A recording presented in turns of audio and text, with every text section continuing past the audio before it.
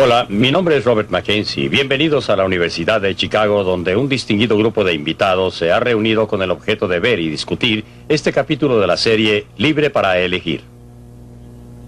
En él es examinado el movimiento del consumidor, el desenvolvimiento total de alto poder en las agencias gubernamentales, hecho que ha traído el deseo de proteger al consumidor en las últimas décadas. ¿Realmente estas agencias sirven o hay mejores métodos para proteger al consumidor?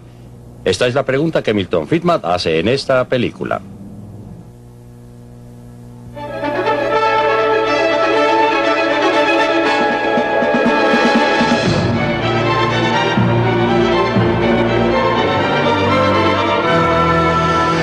Libre para elegir.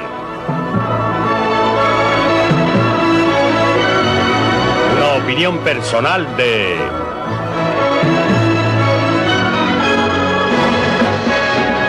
Milton Friedman.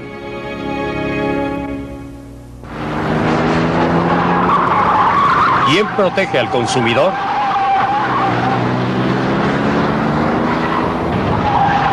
El Corvair modelo 1960, condenado por Ralph Nader como peligroso a cualquier velocidad.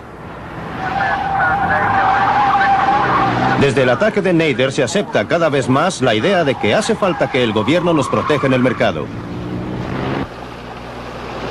Hoy día, hay agencias por todas partes en Washington en que los burócratas deciden lo que nos conviene.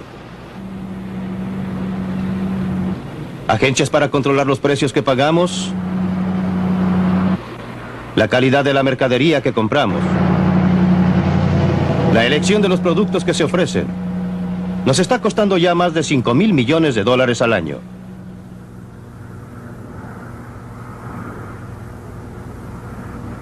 Desde el ataque al Corvair, el gobierno ha gastado más y más dinero en nombre de la protección del consumidor.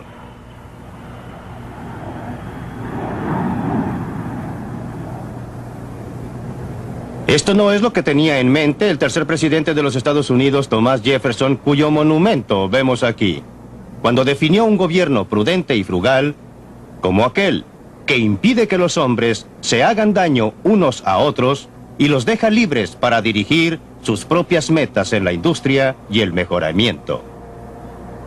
A partir del incidente del Corvair, el gobierno de los Estados Unidos se ha ido abriendo paso cada vez más entre el comprador y el vendedor en los mercados de Norteamérica.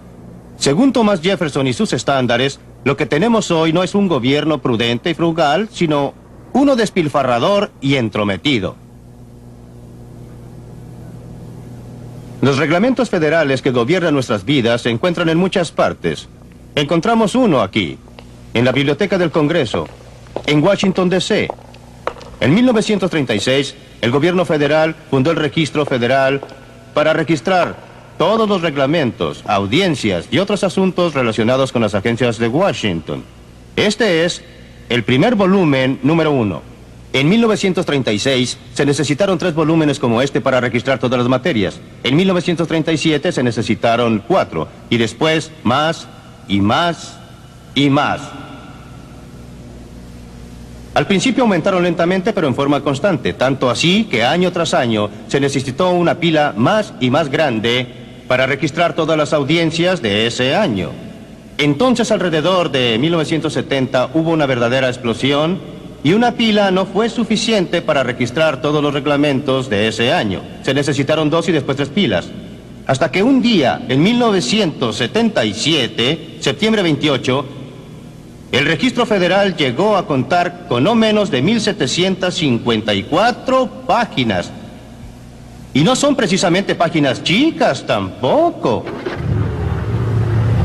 Muchos de estos reglamentos salieron de este edificio. Seguridad de productos de consumo. Están ocupadas las líneas. ¿Puede esperar, por favor? Esta comisión es una de las agencias más recientes establecidas para protegerlos. Resortes. ¿En qué le puedo servir? Una de sus tareas es Lo que aconsejar al lo delató consumidor. fue que uno de los que estaban ahí no se comportó en la forma debida. ¿Y qué se está haciendo respecto a lo inflamable de la vestimenta para niños? Pero su función principal es producir reglamentos y normas. Cientos y cientos. Ideados para asegurar la seguridad de los productos que ofrece el mercado. Es difícil escapar de la mano muy visible de la Comisión de Seguridad de Productos de Consumo. salvo en el caso de comestibles y artículos farmacéuticos, municiones y automóviles, que están regulados desde otras agencias. Tiene el poder para regular casi todo lo que se le venga en mente.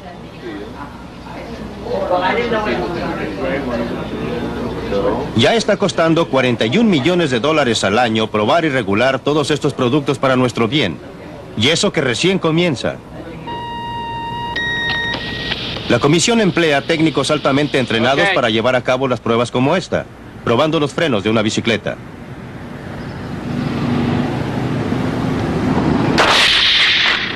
Pero el hecho es que un 80% de los accidentes en bicicleta son producto de errores humanos. Estas pruebas pueden algún día lograr frenos más seguros, pero ni eso es seguro. Lo que sí es seguro es que los reglamentos que salen de aquí harán más caras las bicicletas y reducirán la variedad.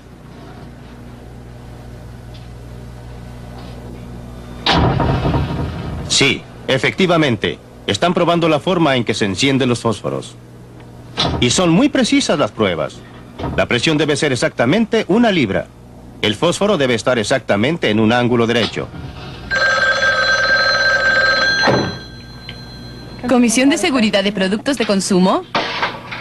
No importa cuántas pruebas se hagan, los columpios para niños nunca serán seguros. No se pueden prever los accidentes.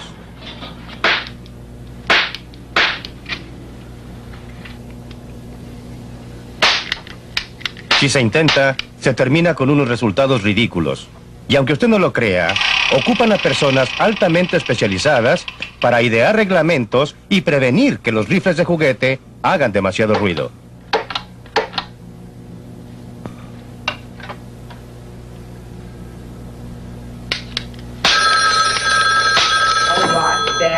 Comisión de Seguridad.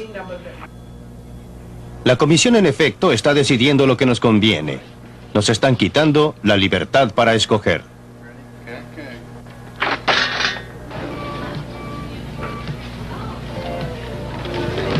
Los consumidores no necesitan estar restringidos por normas y reglamentos. Los protege el mercado mismo. Quieren los mejores productos posibles al precio más bajo. Y el propio interés del productor lo llevará a entregar este tipo de producto para mantener satisfechos a los consumidores. Después de todo, si entregan productos de baja calidad aquí, no van a lograr que usted vuelva a comprar. Si entregan mercadería que no les sirve, no la van a comprar. Es por eso que buscan por todas partes hasta encontrar el producto que los satisfaga y que llame su atención. Y promueven estos productos porque, de lo contrario, se arruinarán. Es obvia la diferencia entre el mercado y la acción política y la agencia gubernamental. Aquí nadie lo obliga. Es libre, hace lo que quiere. No hay un policía que le saque dinero del bolsillo o velará porque haga lo que dicen. Hace un cuarto de siglo, compré de segunda mano una calculadora de escritorio por la que pagué $300. Una de estas pequeñas calculadoras de hoy día y que podría comprar por $10 y que hace todas las operaciones que hacía la otra y más, ¿qué produjo esta tremenda mejoría en la tecnología? ¿Era el interés propio o la avaricia, si quiere? El afán de ganar de los productores que querían producir algo que les diera a ganar $1. La avaricia de los consumidores que querían comprar lo más barato posible.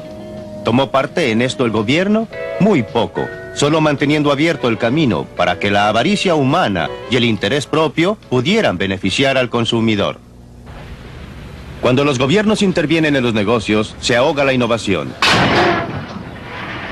Los ferrocarriles están reglamentados desde hace casi un siglo y son una de nuestras industrias más atrasadas. La historia del ferrocarril demuestra lo que casi siempre resulta de las buenas intenciones de los grupos que protegen al consumidor. En los años de 1860, las tarifas de ferrocarriles eran más bajas en los Estados Unidos que en cualquier otra parte del mundo, pero muchos clientes pensaron que eran demasiado altas. Se quejaron amargamente de las ganancias de los ferrocarriles. Ahora bien, los ferrocarriles de la época también tenían problemas. Problemas que surgían de la feroz competencia entre ellos. Muchos ferrocarriles, todos peleando por un pedazo del mercado, todos tratando de hacerse un buen renombre. Si quiere ver los problemas que tenían según ellos, venga a ver esto. Al ver el interior de este vagón privado de ferrocarril, no parece que las personas que dirigían el ferrocarril tuvieran mayores problemas. A algunos, como al dueño de este vagón privado, les había ido muy bien. Este era el equivalente del jet privado de los grandes magnates de hoy. Pero por cada uno que lo lograba, muchos no sobrevivían la feroz competencia. Lo que vemos aquí es un mapa ferrocarrilero de los Estados Unidos de 1882. Muestra a todos los ferrocarriles que existían entonces. Era un verdadero laberinto de ferrocarriles que iban a los rincones más lejanos, más apartados, cubriendo la nación de costa a costa. Entre puntos tan distantes como, por ejemplo, Nueva York y Chicago, había por lo menos media docena de líneas corriendo entre esos dos puntos. Y cada una de estas trataba de ganar el mercado reduciendo tarifas, las que llegaban a ser muy bajas. Los que más se beneficiaban de esta competencia eran los clientes que enviaban mercadería a puntos distantes. Por otra parte, entre algunos puntos de ese viaje, digamos por ejemplo, Harrisburg y Pittsburgh, había a veces una sola línea funcionando y esa línea se aprovechaba al máximo de su posición privilegiada.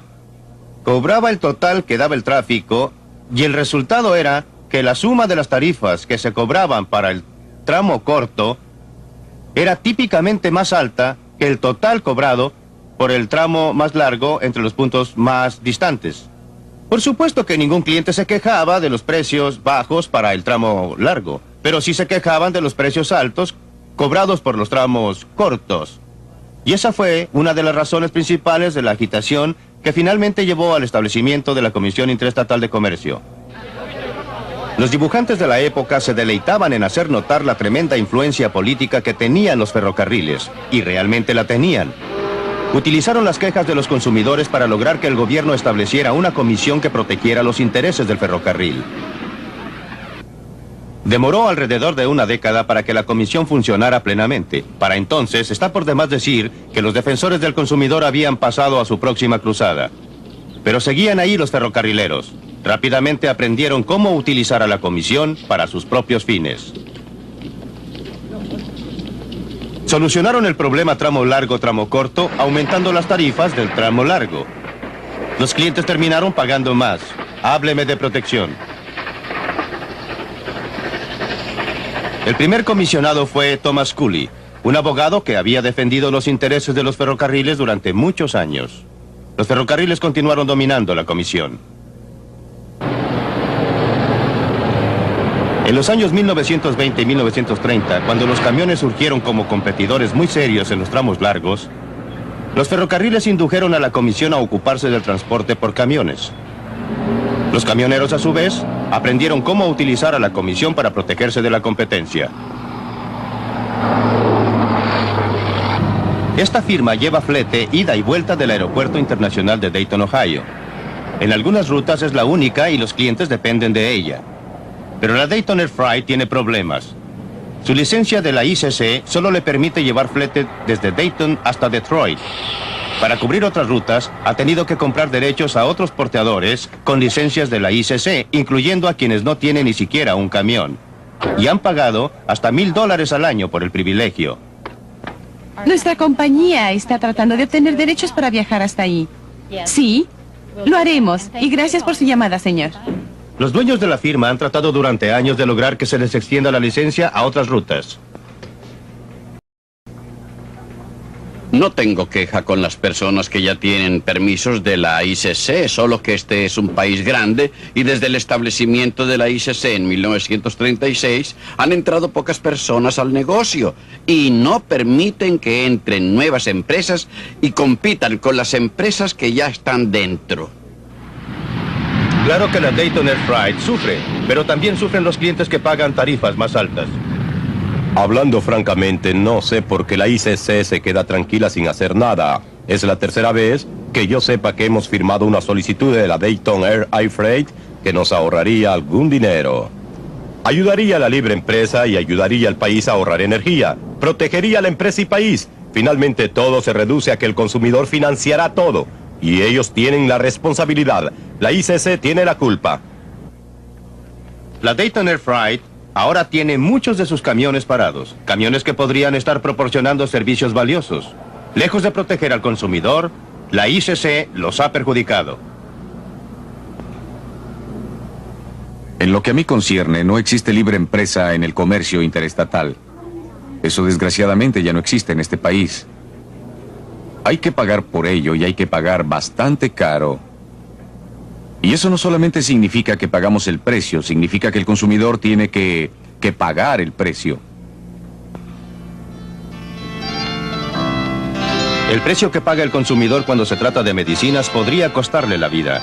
En el siglo XIX, las farmacias ofrecían un surtido impresionante de píldoras y pócimas. La mayoría no surtía ningún efecto y algunas eran mortales.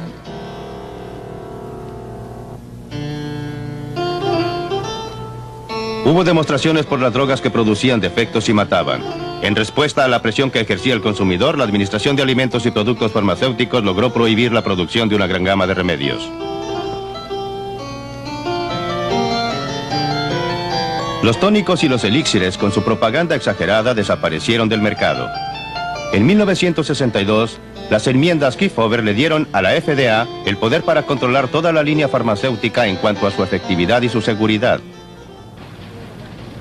Hoy día, todo medicamento en el mercado en los Estados Unidos debe pasar por la FDA. Es evidente que esto nos ha protegido de algunas drogas con horribles consecuencias, como la talidomida. Y también sabemos de personas que han sido curadas por drogas modernas. De lo que no se habla mucho, sin embargo, es de las drogas beneficiosas que la FDA ha prohibido.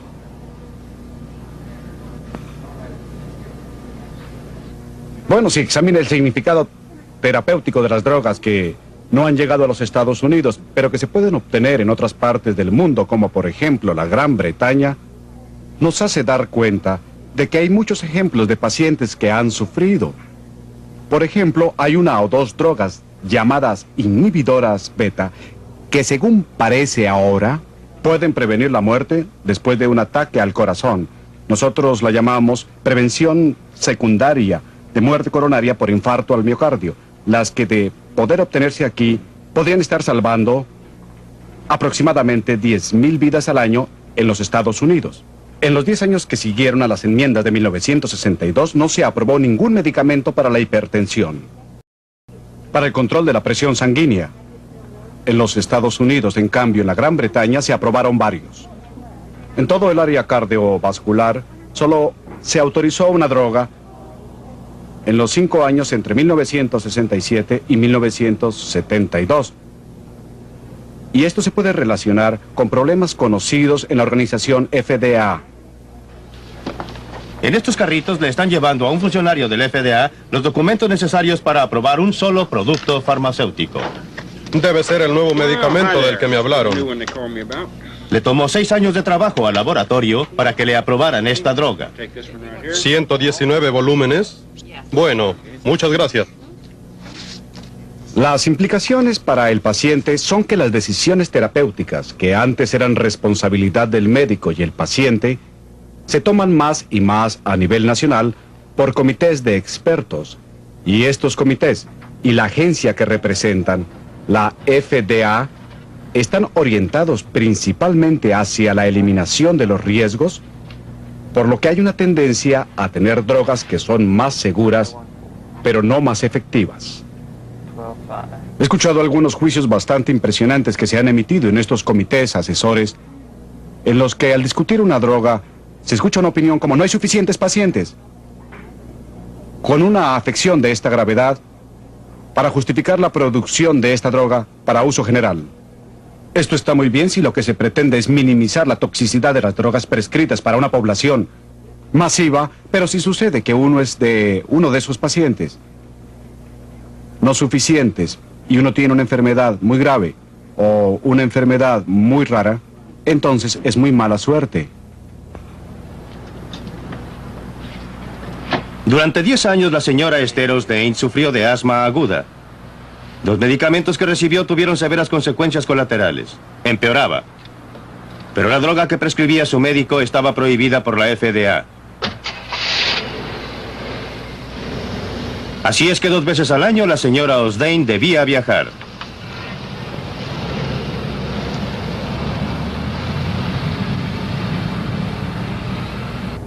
Había estado muy enferma, Me había hospitalizado varias veces y no encontraba la manera de controlar el asma y tenía que cambiar mi forma de vida cuando salía, aunque fuera por un periodo corto. Principalmente porque los derivados de la cortisona me estaban reblandeciendo los huesos e hinchando la cara y ocasionando otros cambios en mi cuerpo. Los médicos estaban bastante ansiosos por quitarme los derivados de la cortisona. La droga que su médico quería que tomara había estado en el mercado durante 5 años en Canadá.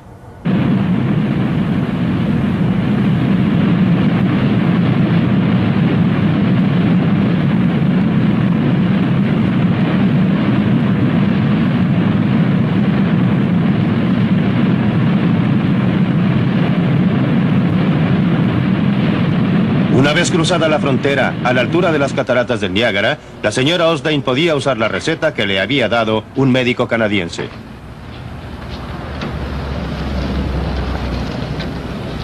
Todo lo que tenía que hacer era dirigirse a cualquier farmacia. Ahí podría comprar la droga que le estaba totalmente prohibida en su país.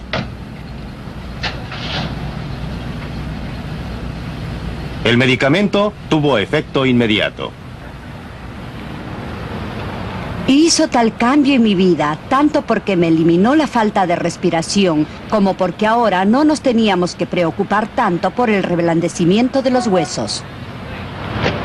Afortunadamente pude obtener esa medicina. Todo volvió a ser para mí más normal y por todo eso estoy muy agradecida. Finalmente encontré alivio a mi enfermedad en Canadá. Fue fácil para la señora Osdane obviar los reglamentos de la FDA porque resulta que vive cerca de la frontera con Canadá. No todos tienen esa suerte. No es por casualidad que a pesar de las mejores intenciones la Administración de Alimentos y Drogas opera de tal manera para prevenir la venta de nuevas y potentes y útiles drogas. Póngase en el lugar de un burócrata que trabaja allí. Supóngase que aprueba una droga que resulta ser peligrosa, talidomida. Su nombre aparecerá en la primera página de todos los diarios y tendrá serios problemas. Si por el contrario, supóngase que se equivoca y no aprueba una droga que podría haber salvado miles de vidas, ¿quién lo sabrá? Las personas cuyas vidas habían podido haber sido salvadas ya no estarán. Es difícil que sus parientes sepan que existía algo que les pudo haber salvado. ¿Algunos doctores? ¿Algunos investigadores? Ellos se molestarán, ellos sabrán. Usted o yo, si estuviéramos en la situación del burócrata, haríamos exactamente lo mismo. Nuestro propio interés nos obligaría a no tomar ningún riesgo de ninguna especie, tanto como para rechazar una buena droga y estar seguros de que nunca autorizaríamos una mala.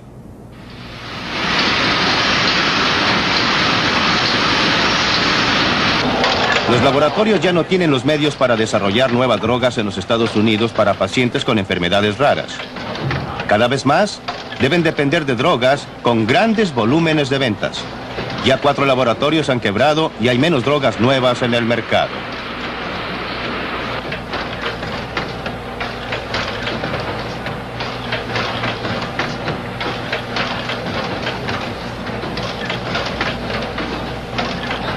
¿Y a dónde irá a parar todo esto? No aprendimos nada de la experiencia. ¿Se acuerdan de la prohibición?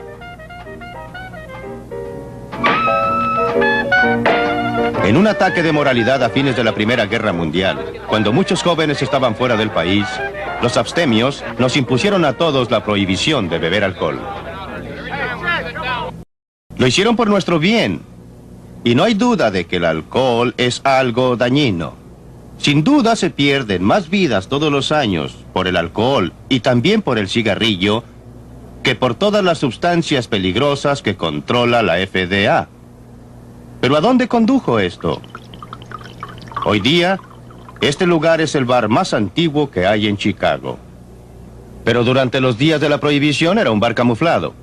Al Capone, Bugs Moran, muchos de los gángsters de esa época se sentaron alrededor de esta barra para planear los atracos por los que se hicieron famosos.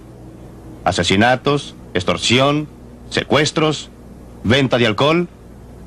¿Quiénes eran los clientes que venían aquí? Eran personas que se creían ciudadanos respetables, que nunca hubieran aprobado las actividades de Al Capone o Box Moran ni de otros. Querían una copa, pero para ello tenían que infringir la ley. La prohibición no detuvo el alcohol, pero sí convirtió a muchos ciudadanos respetuosos de la ley en todo lo contrario.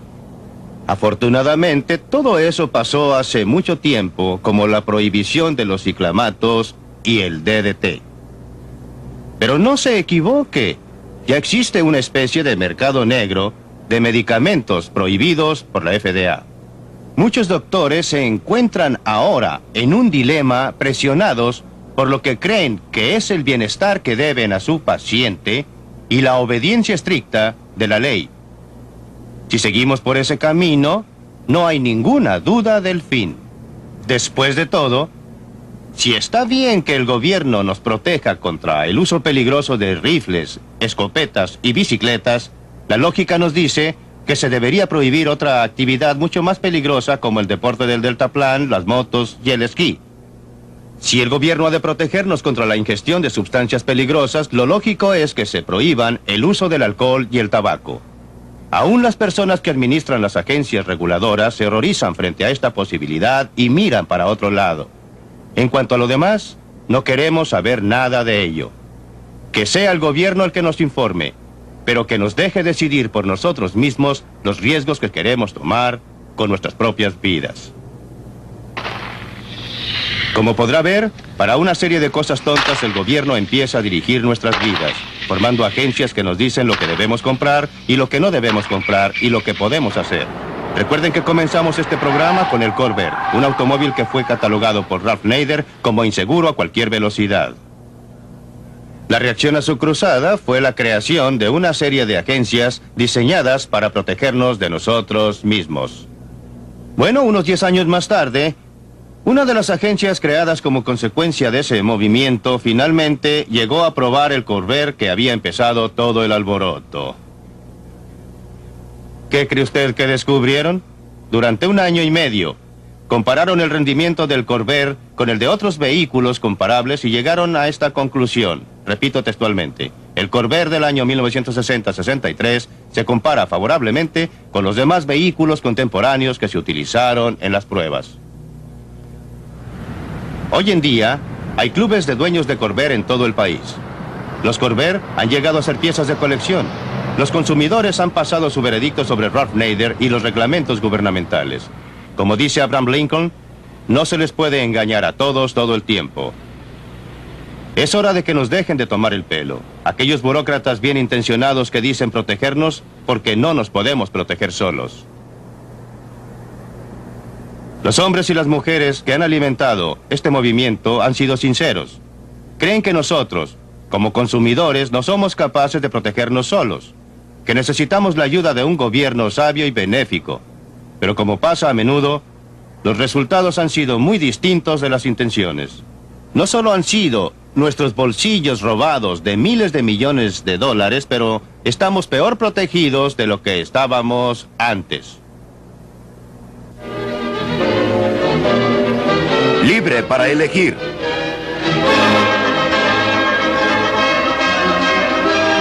Concuerdo con el señor Freeman acerca de aquellas agencias que han tenido como propósito principal el sostener económicamente alguna industria. Esto es por lo que defensores del consumidor como yo están a favor de la eliminación del ICC, el CAB y la Comisión Marítima. Pero cuando se habla de protección del consumidor en el mercado y cuando se habla del guardián gubernamental en la competencia, como lo demuestran todas las encuestas, los consumidores piden más y más protección. Y para dar solo 2 ejemplos de cómo no basta con informar al consumidor para protegerlo, hace 5 años no habría podido comprar en este país una cuna que tuviera los barrotes lo suficientemente juntos para no preocuparme de que el niño se pudiera ahorcar. Hasta que el gobierno y la comisión se ocuparon del asunto, el consumidor no tenía posibilidad de comprar ese tipo de cuna. Ahora los estrangulamientos han bajado en un 50%. En 1975 yo no hubiera podido alquilar una máquina Xerox.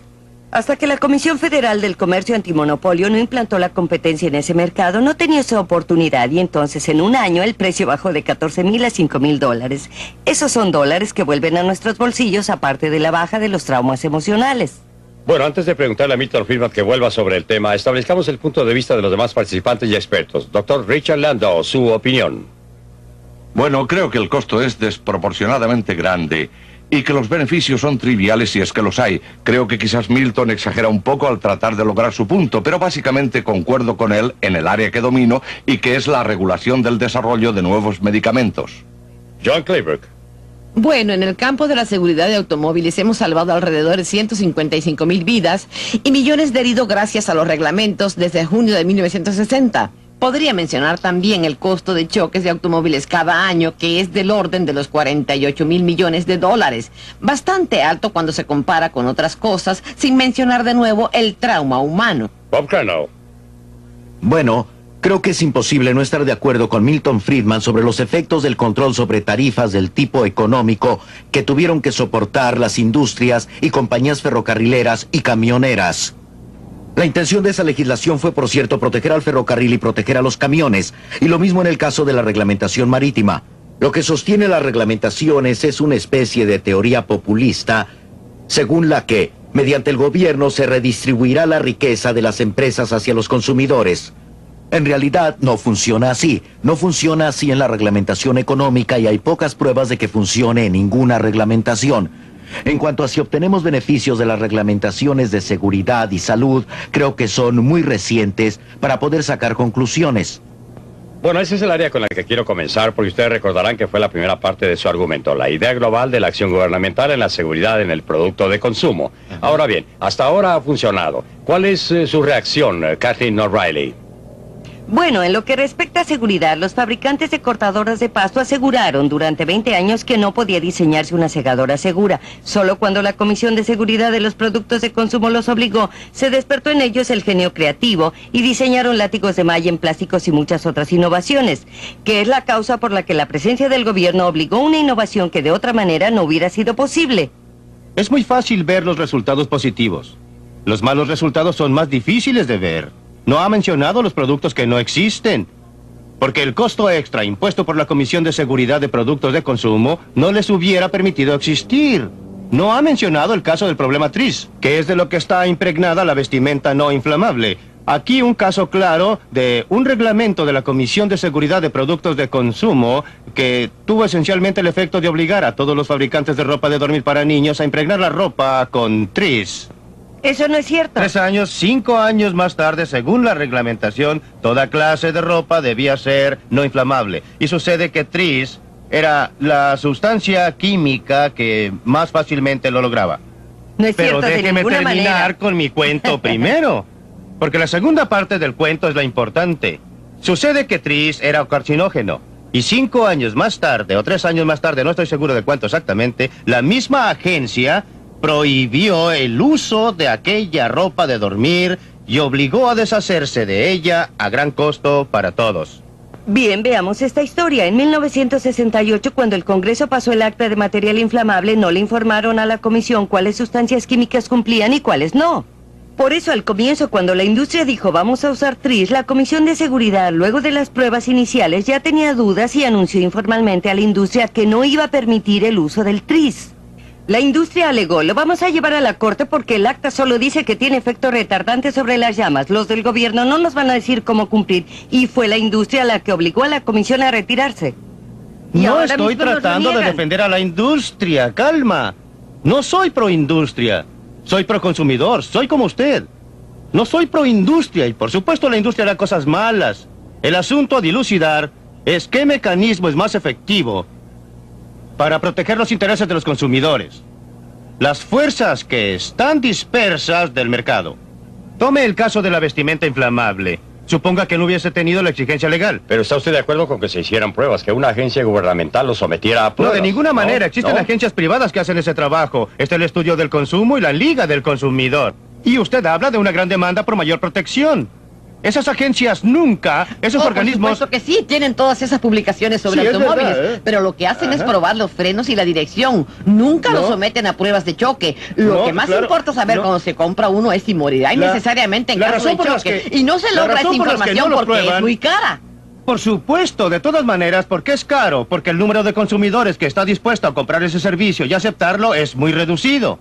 Esa no es la razón es que es sumamente caro. Por supuesto, pero si tuvieran un gran número de clientes, si hubiera suficientes clientes, suficientes consumidores Sí, que pero quisieran... la historia del huevo y la gallina es ridículo. No, no es el caso del huevo y pero la si usted gallina. La cree que es situación... importante que el consumidor tenga información tecnológica, que me parece es la base y la tesis de su argumento, estoy segura que diría que una de las cosas que hace una sociedad al unirse es proveer servicios básicos, policía, servicios de tránsito, todo tipo de cosas básicas, correos y bomberos y el resto. ¿Por qué no hacer pruebas de artefactos tecnológicos que el público no tiene forma de conocer? Antes de responder, quisiera que opinaran los demás. Bob Crandall. Me parece que el profesor Friedman podría ceder un poco en esto. Es verdad que en la propagación de información se presenta el problema del que no paga el pasaje. Y uno de los problemas es que mientras usted y yo podamos valorar los resultados obtenidos por un sindicato del consumidor, no lo tenemos que financiar. Podemos mirar por encima del hombro de otro o pedir la revista prestada en la biblioteca.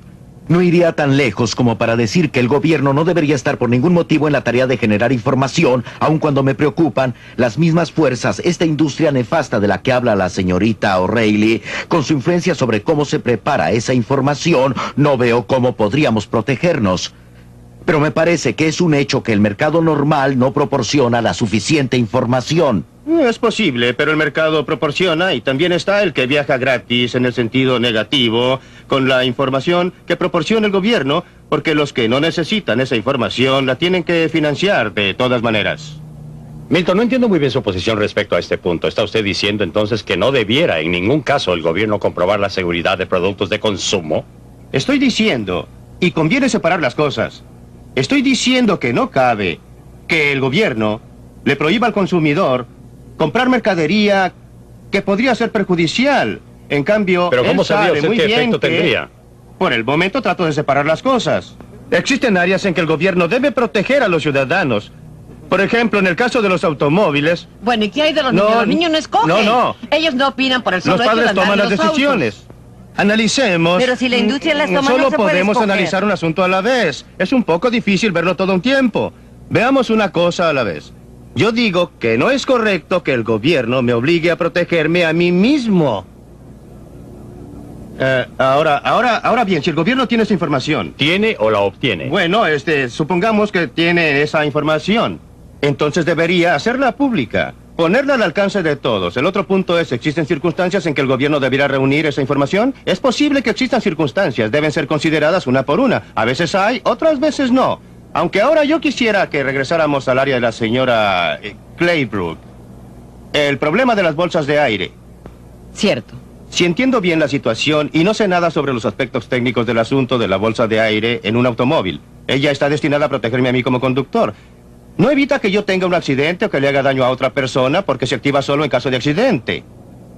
Pues bien, ¿por qué no puedo yo tomar esa decisión? ¿Quién es usted para decirme que debo gastar no sé cuánto, 200, 300, 400 dólares en esa bolsa? Lo que decimos es que cuando un automóvil choca contra una pared a 50 kilómetros por hora, los del asiento delantero deben tener protección automática incorporada en el auto.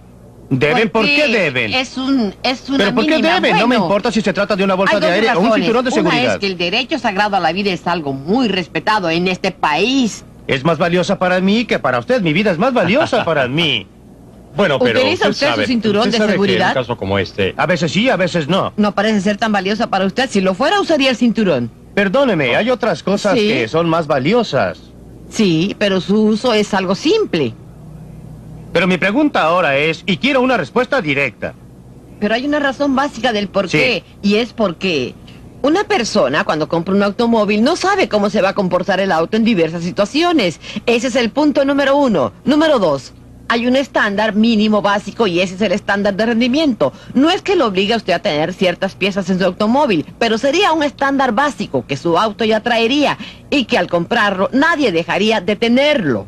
De manera de evitar heridos innecesarios en las carreteras, el costo para la sociedad, el costo para el individuo y los traumas para sus familias. Usted sugiere teóricamente que es mucho mejor que la gente salga y se mate, aun cuando no sepa qué es lo que le va a pasar cuando choquen. Usted está evitando el punto principal. Si usted tiene esa información, désela. El punto en discusión no es el de proporcionar la información o no. El punto es, ¿qué derecho tiene usted de obligar a alguien a gastar dinero para proteger su propia vida? No la de otras personas, solo la de él. Y la otra pregunta que le voy a hacer es, ¿Duda usted por algún momento de que prohibiendo el alcohol salvaría muchas más vidas en las carreteras que con la bolsa de aire, los cinturones de seguridad? ¿Se opone usted a la prohibición sobre la base de principios o solo porque la legislación no sería efectiva? Me opongo a la prohibición porque no creo que dé resultado. Por eso me opongo a ella. Ahora suponga que realmente resultara. Quiero llegar al asunto de los principios. ¿Sí? Suponga que estuviera convencida que realmente resultaría. Suponga que la prohibición podría resultar. ¿Estaría usted de acuerdo con ella? No, estoy en favor de la fabricación de productos. Estoy en favor de la fabricación de productos que sirvan al público. Me fascinaron algunos de los comentarios al comienzo. Todos concuerdan con que las agencias antiguas eran malas. Pero las de hoy no las hemos podido analizar. No, los está llevando a su red. No estuvieron de acuerdo con eso. En fin, siga usted con su teoría. Cuando usted habla del principio básico es, denme la información, déjenme escoger por mí mismo, si esa es la meta final. Porque en cualquiera de las audiencias a las que haya asistido, y pido a cualquiera que demuestre lo contrario, si se trata de bolsas de aire o de ese o sacarina o lo que sea, nunca están las víctimas. Tampoco los que perdieron un brazo por culpa de una segadora. Nunca comparecen para decir, gracias a Dios que me dieron el derecho de llegar a ser lisiado. Nunca se escucha a una víctima dar gracias al gobierno por haberle dado la opción. Nunca se ha oído a la víctima agradecer al Departamento de Justicia por Doctor no Ladole, enjuiciarla. prometí que usted podría hacer una observación sobre ese punto. Bueno, cuando se usó el DES para retener los embarazos hace 25 y 30 años... había cero evidencia de que causaría cáncer en la gente, menos en los niños de las mujeres embarazadas. Está si ignorando usted los dice estudios que de 1941. no hubo investigación en 1941. Esta es mi área de conocimiento, soy endocrinólogo. No hubo nada. Bueno, hay una cantidad. No sigamos por ese Déjeme camino, preguntarle, por sí, favor. déjeme preguntarle a la señorita sobre algo que no entiendo. Si el problema de los medicamentos es que no hay competencia, hay varios laboratorios en los Estados Unidos y Ese en el es mundo, uno de ellos. en el mundo entero, como la reglamentación que está diseñada para mantener ciertos productos fuera del mercado, es decir, para restringir aún más el surtido de medicamentos, va a fomentar la competencia o la innovación. En realidad, todo lo que yo he aprendido en economía me lleva a pensar que esto está destinado a reducir la competencia. Y uno de los grandes beneficios de la reglamentación de los medicamentos es que si soy una compañía farmacéutica con un medicamento antiguo y muy probado en el mercado, querría que se mantuvieran fuera los nuevos productos. Creo que ahí está la lección que se aprende del control gubernamental, sea esta la Administración Nacional de Seguridad en Carreteras por los niveles de economía de combustible, sea por medicamentos, o sea el control de la producción. El efecto es anticompetitivo, de ningún modo favorece la competencia. Si yo me explayara un poco sobre lo que dice Bob, él y yo, estoy seguro, todos los economistas estaríamos de acuerdo en que la forma más eficaz de estimular la competencia sería abrir totalmente el comercio y eliminar los aranceles. Las medidas más anticonsumo que se encuentran en los estatutos son las restricciones al comercio exterior. ¿A la Federación de Consumidores de Norteamérica ha atestiguado en contra de los aranceles? Ni siquiera se nos ha pedido. Ahora bien, la Administración de Alimentos y Medicamentos, y aquí, doctor, sé que usted tiene un interés especial en esto. ¿Cuál fue su reacción al análisis de Milton respecto al fracaso? Bueno, creo que es aún peor que el análisis de Milton o del análisis que hace el Dr. Wardle. Si uno pudiera examinar las innovaciones en medicamentos durante los últimos 25 a 30 años, vería que la mayoría de los medicamentos, que todos aceptarían como milagrosos, salieron al mercado antes de la enmienda Kefauver. Son las enmiendas de 1962. Exactamente. Bueno, la enmienda de 1962, como dice Milton, en realidad dio eficacia a la reglamentación de seguridad. Los encargados de aplicar esta ley fueron los que la echaron a perder. No veo cómo uno podría objetar la ley en sí misma. Lo que pasó fue que los que la administraron se volvieron locos con la seguridad. Lo único que se alteró de la ley fue lo relativo a su eficacia. Por lo demás, las dos cosas están íntimamente ligadas. Para una enfermedad grave como es el cáncer, habrá que tolerar un medicamento peligroso. Para tratar un dolor de cabeza deberá ser muy, pero muy seguro. Ahora bien, esto es una cosa sabida, pero los encargados llegaron a ponerse medio histéricos con la talidomida. Y la nueva legislación que yo creo fue propuesta por Kefauver para que lo hicieran presidente perseguía hacer bajar los precios de los medicamentos. Pero la reglamentación no ha logrado más que obstruir. Hoy, en vez de que las 3/4 partes de los medicamentos consumidos en el país sean desarrollados aquí, lo es solo una 1/4 parte, el resto proviene de fuera. Podríamos esclarecer este punto. Usted dice que no debiera haber intervención gubernamental en los comestibles ni en los medicamentos, ¿o es simplemente la política que adoptó la FDA o que se impuso a raíz de la enmienda Kefauver la que falló? Creo que es necesario tener ciertas pautas y es posible establecer pautas basadas en la enmienda Kefauver, quitándoles la responsabilidad de la toma de decisiones a los burócratas de la Administración de Alimentos y Medicamentos. Usted dirá cómo. Yo diría que dándoselo a consejos de expertos imparciales para que tomen las decisiones. Milton, ¿está de acuerdo con eso? No, no lo estoy. ¿Puedo hacer un comentario? Porque nunca he visto... ¿Ha visto usted alguna vez a un gato que ladre? No, realmente no. Pues bien, las agencias gubernamentales y las leyes gubernamentales siguen sus propias leyes, de la misma manera que la naturaleza determina que los gatos no ladren. Las leyes de la ciencia social dicen que cuando se le da poder a una agencia para que aplique normas, ese poder va a ser usado. Quisiera pasar a la tercera área elegida por Milton, la Comisión de Comercio Interestatal como ejemplo. Ahora bien, esto está más cerca de su campo de acción, Robert. ¿Cuál es su reacción frente al análisis que hace y qué cree que debiera hacerse al respecto? Bueno, creo que no logrará mucha reacción de parte de... No creo que haya alguien en esta reunión que no se preocupe por los beneficios o los costos que significa la reglamentación del transporte. El único grupo favorable a que continúe la reglamentación que encontrará será la Asociación Americana de Transporte Camionero. Y ni siquiera ellos son convincentes respecto a los beneficios o consecuentes con lo que dijeron ayer. No hay una buena razón que justifique continuar con esta reglamentación. Quizá dure más tiempo que la reglamentación de las líneas aéreas, porque el número de personas a quienes esa reglamentación ayuda a enriquecer, es decir, a los que manejan los camiones, los que tienen un permiso para operar, para transportar libros empastados entre Peoria y Springfield, Illinois, o algo por el estilo, esas personas son muchas. Y va a ser difícil hacer algo la para... naturaleza de la reglamentación y de la intervención gubernamental, o es simplemente un ejemplo de donde se ha actuado muy mal y contrariamente al interés del público? Eso prueba mucho respecto a reglamentación gubernamental y no son diferentes, creo yo, tratándose del campo de la salud y la seguridad. Déjeme informarle de un área de reglamentación muy importante para la salud y la seguridad, en lo que creo incluso Milton Friedman estaría de acuerdo en cierto modo, y es la reglamentación en el control de la polución, o por lo menos el establecimiento de normas en la propiedad que permiten reducir los niveles en que estaría la polución si no hubiera control respecto a la política del medio ambiente. En el Congreso, los que más están a favor de esa política provienen de la parte noroeste de los Estados Unidos. Y los menos, aquellos con más bajo promedio de votos en el Congreso, vienen del suroeste y de Alaska. Se preguntarán por qué, y una posible respuesta pienso que sería que el aire está viciado en la ciudad de Nueva York, pero no creo que se encuentre mucha gente que se preocupe seriamente por la calidad del aire en esa ciudad. En Nueva York lo que les preocupa son sus perspectivas de empleo y el valor de sus bienes. De no haber una política del medio ambiente en este país, lo que pasaría es que el comercio se trasladaría al suroeste y al oeste de los Estados Unidos. Por consiguiente, los parlamentarios del este están muy a favor de una política que prohíba, mediante el control de la polución, prohíba una total gravitación. ¿Está usted también en favor de eso? La forma que asume, pero lo usan como excusa, tal como usarán otras excusas, digamos, ante la agencia de la señorita Claybrook para solicitar reglamentos estrictos y poder promover el valor de su producto. Antes de volver a la ICC, que es precisamente lo que quiero hacer, Milton, ¿cuál es su reacción al tema de la polución?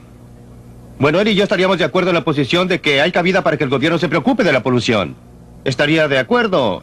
En segundo lugar, en que las técnicas que se utilizan actualmente para controlarla son terribles y son las que son precisamente por las razones que él describe, porque son una manera eficaz de usar la excusa de la polución para fines muy distintos. Esa es una de las formas en las que los gobiernos maullan, si se me permite volver a mi gato. Hemos discutido este punto en detalle en un libro que escribimos para acompañar este programa de Libre para Elegir. El programa en sí era demasiado corto para que pudiéramos enfocar el problema de la polución. En realidad, lo tuvimos que dejar de lado por ser un tema tan complicado y difícil. Pero hay cabida para una verdadera intervención del gobierno porque es un caso en que se está protegiendo a terceras personas. En cada uno de los casos válidos, en mi opinión, para que haya intervención gubernamental debe ser para proteger a terceros. Hay razón para usar frenos porque se protege a terceras personas. Ese es un asunto totalmente diferente. En mi opinión, no hay razón para imponer el uso de una bolsa de aire, pero sí la hay para usar los frenos. ¿Acepta usted? No, ya que si sufriera heridas por el no uso de un elemento pasivo, En cierta medida me vería obligada a pagar parte de sus gastos médicos y de su prima de seguro.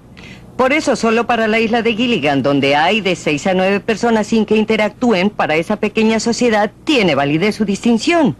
Calma. En el caso del alcohol, cuando se enferma a causa del alcoholismo, ¿quién paga? Se ha demostrado que solo el consumo excesivo hace daño. No estoy hablando de accidentes. ¿Qué hay de la cirrosis hepática? Es una enfermedad sumamente común. Justamente por eso necesitamos... Porque es una enfermedad muy larga y muy cara. Podríamos detenernos sobre... Milton ha hecho una distinción muy interesante aquí. Uno se puede hacer daño, ha dicho, o depende de uno si quiere correr el riesgo de hacerse daño. Pero en ese caso, ¿podría usted hacer esa distinción? Permítame volver a la pregunta. Nos estaba diciendo que no debemos hacer caso porque el tipo que sufre daños físicos va a terminar en un hospital por el gobierno. No solo por el gobierno, no. Y los daños también. Conteste ese punto porque mi... Calma, déjeme separar los dos puntos en disputa porque realmente quiero llegar a esto. Porque su respuesta es muy común y contiene un elemento de validez. Lo que pasa es que cometimos dos errores. Pero no hace falta estar en un hospital del gobierno para que tenga validez. Perdóneme, espere un momento. El problema con su respuesta es que está diciendo que un mal justifica otro. Creo que deberíamos tener mucha menos intervención del gobierno incluso en estas áreas. Y no estoy dispuesto a seguir una política que implicaría decir... usted. Cualquier persona circula con un rótulo en la espalda que dice propiedad del gobierno de los Estados Unidos. No mutile, no pliegue o no corchetee. ¿Está usted en favor de la intervención del gobierno en las áreas donde, por ejemplo, los abogados y la industria óptica no permitían a sus miembros hacer publicidad? Hasta que la comisión intervino de modo que ahora los consumidores tienen la posibilidad de hacer comparaciones. Está entrando en otras áreas, pero mi respuesta es muy breve, ya que no conviene discutir esto aquí. Estoy en contra de las medidas del gobierno que permitieron a esas organizaciones tener el poder de impedir la publicidad. Pero no eran del gobierno. Ahora bien, mire, decía Bob Crandall. Bob Crandall decía que en lo que hace a la Comisión Interestatal de Comercio no hay argumentos de defensa. ¿Hay alguien que discrepa de esto o los aplastamos a todos? Esto parece ser el área donde, por lo que yo sepa, no es posible encontrar a alguien discrepando, aun cuando una de las presentaciones más efectivas de lo que andaba mal con el ICC fue hecho por uno de los grupos de Ralph Nader. Quizás usted haya estado asociado con ese grupo. Eso es lo que realmente me sorprende. En el fondo hay aquí gente como Ralph Nader y su grupo que echan una mirada al ICC. ¿Y cuál es la solución que recomienda? Más de lo mismo. Otro tipo de regulación. No. El único problema es que no era la gente adecuada quienes estaban regulando. Esto no es cierto. Esta es una exposición completamente Usted trabaja falsa. para Nader, ¿verdad? Sí, claro. Ahí está la solución del doctor Randall para el problema médico, que la regulación la haga la gente adecuada. Esto no refleja de ninguna manera la diferencia entre la ICC y la regulación en el campo de salud y seguridad. Comprende dos puntos. Uno se refiere a los aspectos económicos y los beneficios para la industria. Otro se refiere a la necesidad de proteger la vida humana. Perdóneme, puede terminar. El segundo punto se refiere a lo que usted mencionó de relaciones con terceras personas. Usted habla de frenos porque tiene efectos sobre otras personas, pero además hay otros efectos. Por ejemplo, si estas terceras personas no usan casco y los atropella con su motocicleta, usted tendrá que pagar elevadísimos daños a terceros porque ellos no tomaron las precauciones debidas en el camino público. Y surge la pregunta, ¿el camino público deberá ser usado en tal forma que pueda producir daños? Nada de lo que dos personas hacen en el mundo, nada queda aislado. Todo tiene grandes efectos sobre terceros, pero tiene que guardar las proporciones. Y lo importante es que la intervención del gobierno tiene efectos sobre terceros. Cuando el gobierno interviene en estos asuntos, lesiona a terceros. Me saca dinero, me reduce mi libertad, restringe muchas actividades alrededor del mundo. Los beneficios en el campo de los automóviles llegan a ser 55,000 muertes menos. Esta es una ¿Quiere estadística decir? muy dudosa porque una vez más, cada uno de los estudios toma en cuenta los beneficios y no el costo. Es falso que los estudios no hayan tomado en Me cuenta refiero los a costos en vidas humanas. No miraron. Déjeme clarificar esto, no miraron, Milton, no por alcanzo a ejemplo. entenderlo. ¿Podría explicar lo que quiere decir? Ajá. Sí. Miremos el automóvil. Haciendo subir el precio de los automóviles, aumenta el interés por mantener automóviles viejos en circulación. El aumento de la edad del automóvil obra en contra de la seguridad. Cuando usted aumenta la seguridad de los vehículos para que la gente pueda... La gente conduce con mayor velocidad o con menos cuidado. Hay más muertes entre los peatones, creo. Es una teoría que carece de pruebas y ya ha sido rechazada. Y de hecho, todas las economías en vidas humanas podrían... ¿Por quién? Pues ¿Usted? no, hay una serie de estudios incluso de ya Yale, veo. Cooper de Yale y otros. Pero lo más importante es que la reglamentación que ha estado en vigencia durante los últimos 10 años demostró que ha habido un descenso en las muertes por accidentes de automóvil. Déjeme volver a lo anterior. Sí. Vea, lo que más ha influido en la economía de vidas humanas ha sido la limitación de velocidad a 55 millas por hora. Pero no, esto no es cierto. Y esa reglamentación no corresponde Sí, pero también es un a una reglamentación de seguridad. Ha sido introducida principalmente para ahorrar gasolina. Es una reglamentación. Sí, bien, referente a la Pero su reglamentación. declaración no es correcta, en el sentido que la economía en vidas humanas haya venido principalmente de la limitación a 55 millas, pero había 55,000 muertes menos debido a las reglas de seguridad.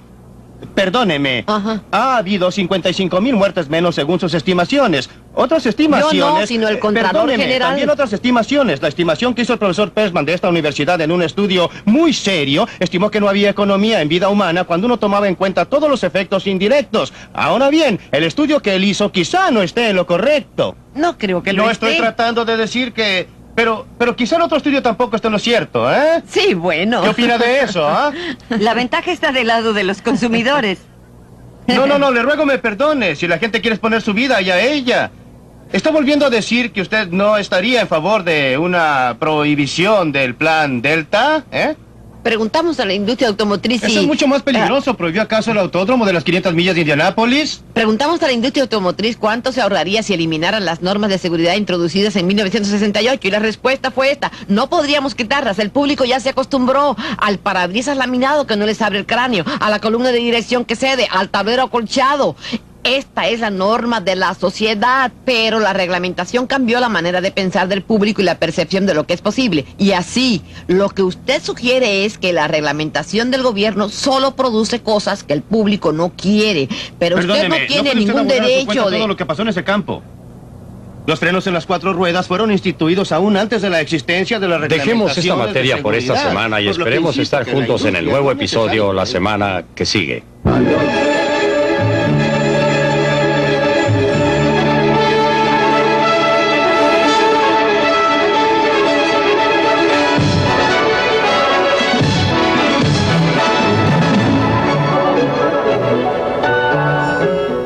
Sea usted un doctor o un operador en una estación de servicio, un trabajador en una fábrica o un burócrata, usted estará representado en nuestro próximo programa. Milton Friedman mira hacia el mercado de marcas para descubrir cómo los trabajadores pueden protegerse mejor en los más difíciles mercados de empleos. Si usted tiene que salir en busca de sustento, no se pierda Libre para Elegir la próxima semana.